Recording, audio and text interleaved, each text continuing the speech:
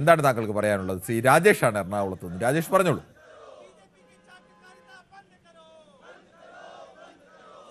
രാജേഷ് പറഞ്ഞോളൂ. കോടതിയുടെ ഒരു വിധി ഉണ്ടായിട്ടുണ്ട്. ഇഡിയുടെ കേസ് റദ്ദാക്കണമെന്ന് പറഞ്ഞുകൊണ്ട് എസ് ആർ ഡിസ്ട്രിക്ട് കമ്പനി കൊടുത്ത കേസ് ഹൈക്കോടതി തള്ളിക്കളഞ്ഞു. അതിൻ പ്രകാരം റെയ്ഡ് നടക്കുമെന്ന് എല്ലാവർക്കും അറിയാം. ഈ മടിയിൽ കനമില്ലെങ്കിൽ പിന്നെ എന്തിനാണ് ഈ റെയ്ഡിന് ഇത്രയധികം ഭയപ്പെടുന്നതും ഇങ്ങനെ കല്ലെറിയുന്നതും? റെയ്ഡിന് വന്ന ഉദ്യോഗസ്ഥന്മാരെ വാഹനങ്ങൾ തല്ലിപ്പൊളിക്കുന്നത് എന്തിനാണ്? ഇത് ഇവർക്ക് ഭയമുണ്ട്. എന്തോ ഭയം കൊണ്ട്, ആ ഭയം കൊണ്ട് ഡീലാണെന്ന് പറയും. BJPയും CPM-ഉം തമ്മിൽ ഡീലാണെന്ന് പറയാ. അതല്ലെങ്കിൽ സാധാരണ പാവപ്പെട്ട പ്രവർത്തകരെ കൊണ്ട് വാഹനം തല്ലിപ്പൊളിക്കുക, ഇതുപോലുള്ളതെല്ലാം ചെയ്യുന്നത് ജനാധിപത്യപരമായിട്ട് ചെയ്യാവുന്ന ഒരു കാര്യമാണ്. നമ്മുടെ വീട്ടിലുണ്ടല്ലോ പ്രശ്നങ്ങൾ. നമ്മുടെ വീട്ടിലൊരു പ്രശ്നം ഉണ്ടായി പോലീസ് കയറാൻ വന്നാൽ നമ്മ കയറാൻ പറ്റൂലെന്നും പറഞ്ഞ് പോലീസുകാരെ പിടിച്ച് തല്ലാൻ നമുക്ക് അധികാരമുണ്ട്. എത്ര വലിയ നേതാവാണെങ്കിലും കളവും മോഷണവും തട്ടിപ്പും നടത്തിയിട്ടില്ലെങ്കിൽ അദ്ദേഹത്തിന് നേരെ നിന്ന് പറയാം, അന്വേഷിക്കൂ, കയറി പരിശോധിച്ച് തെളിവുമായി പുറത്തേക്ക് വരണം. അപ്പൊ അതിനുള്ള അവകാശം നിങ്ങൾക്കുണ്ടെന്ന് പറയുന്നതല്ലേ ശരിയായ രീതി? ഇത്തരം ആക്രമണം നടത്തുന്നതാണോ ശരിയായ രീതി? ഇദ്ദേഹം തന്നെ പറയുന്നുണ്ട്, മടിയിൽ കനമുള്ളവനല്ലേ ഭയപ്പെടേണ്ടതുള്ളൂ. മടിയിൽ കനമില്ലെങ്കിൽ ഇങ്ങനെ റെയ്ഡിന് വന്ന ഉദ്യോഗസ്ഥന്മാർക്കെതിരെ നടപടിയെടുക്കുന്നത്? ഉദ്യോഗസ്ഥന്മാർക്കെതിരെ നടപടിയല്ല, കേരള പോലീസ് മാറിയെന്ന് കൊടുത്തു, പാർട്ടിക്കാർ വന്ന് വണ്ടി തല്ലിപ്പൊളിച്ചു. ആ പാവപ്പെട്ട ഈ ഇടിക്കും മിക്കവാറും ഉദ്യോഗസ്ഥന്മാർക്കും ഒക്കെ വേണ്ടി ഓടുന്ന വണ്ടി ടാക്സി വണ്ടികളാണ്. ആ വാഹനം തല്ലിപ്പൊളിച്ചിട്ട് അതിന്റെ ഡ്രൈവറെ തല്ലിയിട്ട് ഇവർക്ക് എന്ത് കിട്ടും? അങ്ങനെയാണെങ്കിൽ ഇവർക്ക് ED ഓഫീസുകൾ എറണാകുളത്തില്ലേ, നേരെ ED ഓഫീസിലേക്ക് മാർച്ച് ചെയ്യുക, ED ഓഫീസ് തല്ലിപ്പൊളിക്കുക ചെയ്താൽ പോരെ? ഈ ജനങ്ങൾക്ക് ബുദ്ധിമുട്ടുണ്ടാകുന്ന രീതിയിൽ റൂട്ടിൽ അഭ്യാസം, വാഹനങ്ങൾ തല്ലിപ്പൊളിക്കുക. ഇത് എത്രാമത്തെ ദിവസമാണ് ഇപ്പൊ തിരുവനന്തപുരത്ത് ഇവരുടെ അഭ്യാസം വരുന്നത്?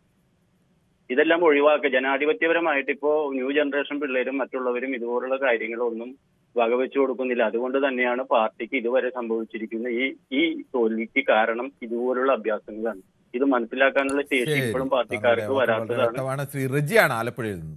ശ്രീ റജി, നമ്മൾക്ക് പരിചിതമായ സംഭവങ്ങളല്ല ഇന്ന് രാവിലെ മുതൽ നടന്നുകൊണ്ടിരിക്കുന്നത്. കേരളത്തിന് ഒട്ടും പരിചിതമല്ല, പക്ഷേ മറ്റ് പല സ്ഥലങ്ങളിലും ഇതൊക്കെ നടന്നതായി നമ്മൾ കേട്ടിട്ടുണ്ട്. ഇക്കാര്യത്തിൽ CPM-ന് അവരുടേതായ നിലപാടുണ്ട്, ED മറ്റൊരു നിലപാടിലാണ് നിൽക്കുന്നത്.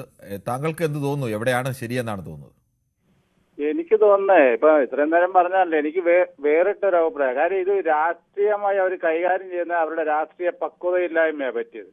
കാര്യം ആ സ്ത്രീ വീണ എന്ന് പറയുന്ന ആ പെൺകുട്ടി പിന്നെ വ്യക്തിപരമായ പോയി ഏതെങ്കിലും സാമ്പത്തിക കേസിനകത്ത് പെടുന്നതിൽ ഈ ചെങ്കൊടി കൊണ്ട് പിടിച്ചുകൊണ്ട് അതിനെ സംരക്ഷിക്കുക എന്ന് പറഞ്ഞാൽ ഇവരുടെ രാഷ്ട്രീയ പക്വതയില്ലായ്മ തന്നെയാണ്.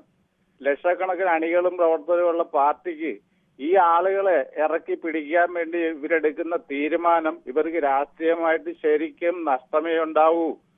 ധീരമായ നടപടിയാണ് അവർ പോകേണ്ടിയിരുന്നത്. കാര്യം P. ചിദംബരത്തിനെയൊക്കെ എത്രയോ ദിവസങ്ങളും മാസങ്ങളും ഇട്ട് അകത്തിടുകയും പുറത്തിടുകയും ചെയ്തിട്ട് ചിദംബരമൊക്കെ നേരിട്ട് ഫൈറ്റ് ചെയ്തെന്നേ.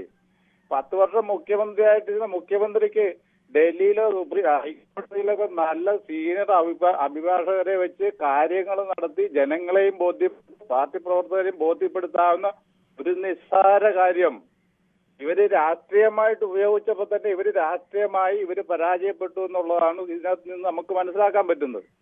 ധീരമായി നേരിടണം, എന്തുമായിക്കട്ടെ. ഇവരൊക്കെ പിന്നെ CBI എന്നും സുപ്രീം കോടതി നെഞ്ചിടിപ്പും നെഞ്ചുവേദനയൊക്കെ കോടതി സർട്ടിഫിക്കറ്റ് ഹാജരാക്കി കയറി കിടക്കുന്ന പുള്ളിക്കാരാണ്. പിണറായിക്ക് പറയുന്നത് വെറുതെ ഭയപ്പെടുന്നു, എന്തിനോ ഭയപ്പെടുന്നുണ്ടോ? മകളിലൂടെ എന്നിലേക്ക് എത്തുമെന്നുള്ള എന്തോ ഒരു വെപ്രാളം ഇവർക്കുണ്ട്.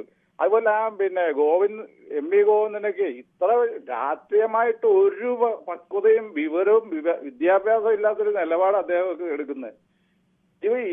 ഇവർക്ക് ഇനിയൊന്നും ജനങ്ങളെ കിട്ടുകയല്ലേ. ഇപ്പൊ വന്നു നിന്നൊക്കെ യഥാർത്ഥ പാർട്ടിയും കുറെ വിദ്യാർത്ഥികളെ ഈ വിദ്യാർത്ഥികളൊക്കെ എനിക്ക് തോന്നുന്നു നേരത്തെ 2 ദിവസം മുമ്പേ സമരസജ്ജരാക്കി കൊണ്ട് തെരുവിൽ നിർത്തുകയാണ്.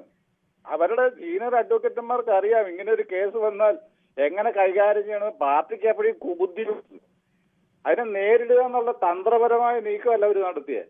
ആ ചെങ്കൊടി അപമാനമുണ്ടോ? റജി, താങ്കൾ കേൾക്കാമെന്ന് കരുതുന്നു. ഒരു ചെറിയ ചോദ്യം. താങ്കൾ ഈ കാര്യങ്ങളൊക്കെ പറയുമ്പോൾ ഈ ED കുറെ കാലമായി ED മാത്രമല്ല കേന്ദ്ര അന്വേഷണ ഏജൻസികളൊക്കെ കേരളത്തിൽ കഴിഞ്ഞ കുറേ കാലമായി സ്വർണ്ണക്കടത്ത്, ഈന്തപ്പഴത്തിൽ സ്വർണ്ണക്കുരു, അങ്ങനെ പല ഉരുളിയിൽ സ്വർണം, അങ്ങനെ പല കേസുകൾ പറഞ്ഞ് കുറേ അന്വേഷണങ്ങൾ കുറേ കാലമായി നടത്തുന്നുണ്ട്.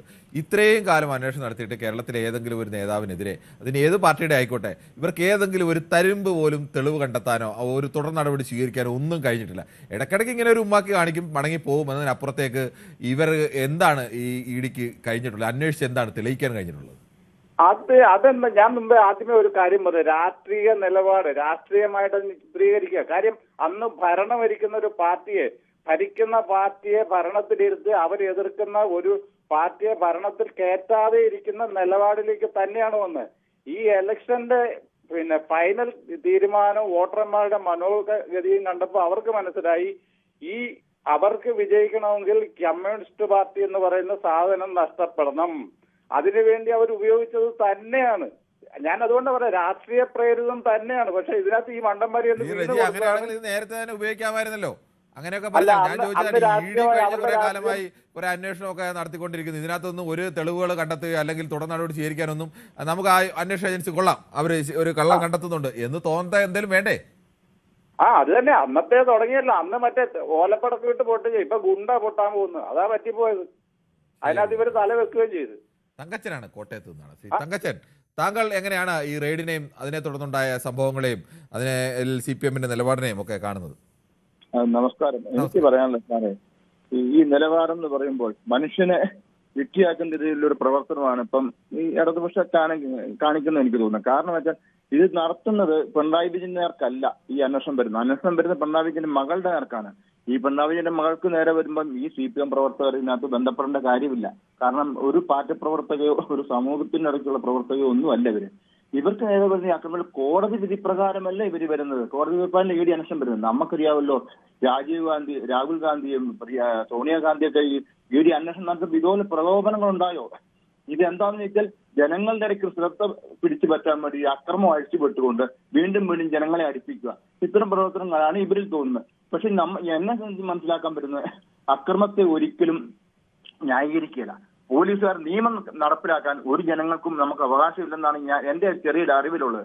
ഇവര് നിയമം നടപ്പിലാക്കിക്കൊണ്ടല്ലേ പോകുന്നത്. ഇപ്പൊ തന്നെ പാർട്ടി ഓഫീസിൽ കയറിയിരിക്കുന്ന അക്രമം നടത്തിയ പാർട്ടി ഓഫീസ് കയറിയിരിക്കുന്ന അവർ പറഞ്ഞിരിക്കുന്ന VS ജോയി MLA അവർക്ക് പറഞ്ഞിരിക്കുന്ന കാര്യങ്ങള് ഞങ്ങളെ തരുന്നു വരുന്ന ആൾക്കാർ നിങ്ങൾ പറയുന്ന സ്ഥലത്ത് വിട്ടാക്കാം. അതെന്തൊരു ന്യായമാ സാറേ, എന്തൊരു നീതിയാ സാറേ? ഉദ്യോഗസ്ഥന്മാർക്ക് യാതൊരു വില പോലും ഇല്ലാത്ത രീതിയിലേ ഇപ്പൊ ഇവർ പെരുമാറുന്നത്. ഇത്തരം പ്രവർത്തനങ്ങൾ ഗുണ്ടായുസമൊന്നും അല്ലാതെ ഇതിനകത്ത് സാറേ എന്താ പറയാനുള്ളത്? ഇത് ഗുണ്ടായുസം കൊണ്ട് എന്തും നേടാവുന്ന ഈ ഇടതുപക്ഷത്തിന്റെ അധികാരം നഷ്ടപ്പെട്ടപ്പോൾ ഇനി പിടിച്ചു പറഞ്ഞ ഇത്തരം കാര്യങ്ങൾ മാത്രമേ നടക്കാൻ പറ്റുള്ളൂ എന്ന രീതിയിൽ അവർ മനസ്സിലാക്കി. അത്തരം മനസ്സിലാക്കുന്ന കാര്യമാണ് പറയുന്നത്. കൂടുതൽ വാർത്തകൾക്ക് News 18 Keralam YouTube channel subscribe ചെയ്യുക.